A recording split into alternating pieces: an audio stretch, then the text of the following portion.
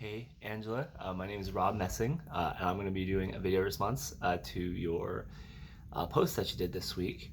And I'm not going to lie to you, like the first time I opened up your post and I read it, and I was like, oh man, this is heavy stuff. And then I kind of closed. I went somewhere else, looking at some other students, and then I just felt called to come back and provide a response to your story and talking about your foundation. So it was just so powerful and it was so moving, and I can only imagine what the stuff you had to go through living in inner city Chicago, and seeing what you had to see. I can imagine that was really, really challenging. And I can only imagine the stuff that you had to endure. But and it kind of goes like that. I think it kind of that old cliche phrase of whatever doesn't kill you makes you stronger, or whatever.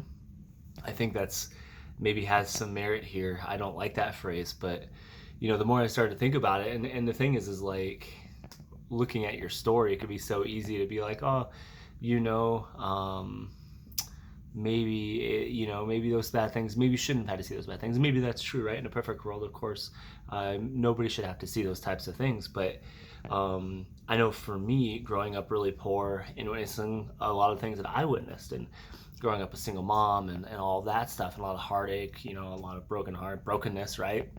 Um, all of that stuff set me on the path to where I am today. It's going through those hard times uh, made it so when I was tired, it gave me the energy to push through. It was that driving force, right? And when I look at the life that I have today, a lot of that is a life that I have because of that hard work that I put in, and that hard work was instilled in me because I didn't have anything growing up. And so and it makes, I wrote down, I'm keep on looking at my notes, right? But people who've been through really hard times, it makes the good times and those achievements that much more satisfying.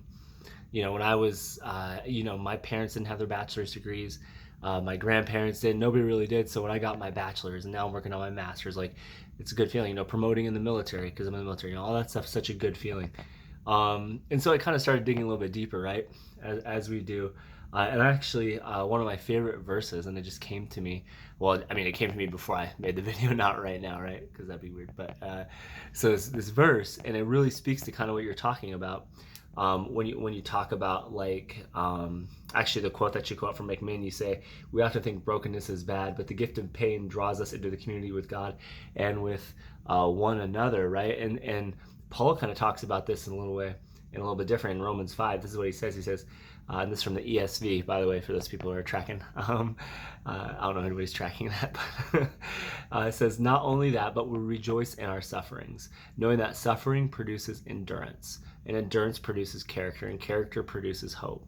And hope does not put us to shame, because God's love has been poured into our hearts through the Holy Spirit, who has been given to us. So, I mean, there it is right there, right? So our sufferings, they produce endurance, and those endurance produce character, and character produces hope.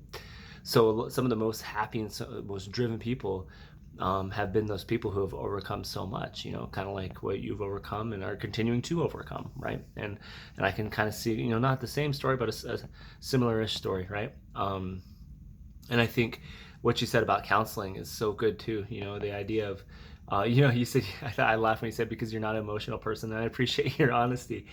But the idea that you can help someone change their view of tragedy to opportunity, that is huge. For me, really quick, it was my depression and my anxiety and my, that pushed me towards my bachelor's, that pushed me to be successful, pushed me and stay in decent shape, right? So it was those hard things that I went through that really, made me and solidified my worldview, right? And then you throw in the whole Jesus thing, it just gets even better, right? So, Angela, fantastic work on your post this week. I genuinely enjoyed it. It made me think. It made me wrestle. It wasn't comfortable, right? I wasn't but it was something that I definitely needed to read in the process. So I look forward to definitely seeing what you put out in the next few weeks. Have a good one. God bless.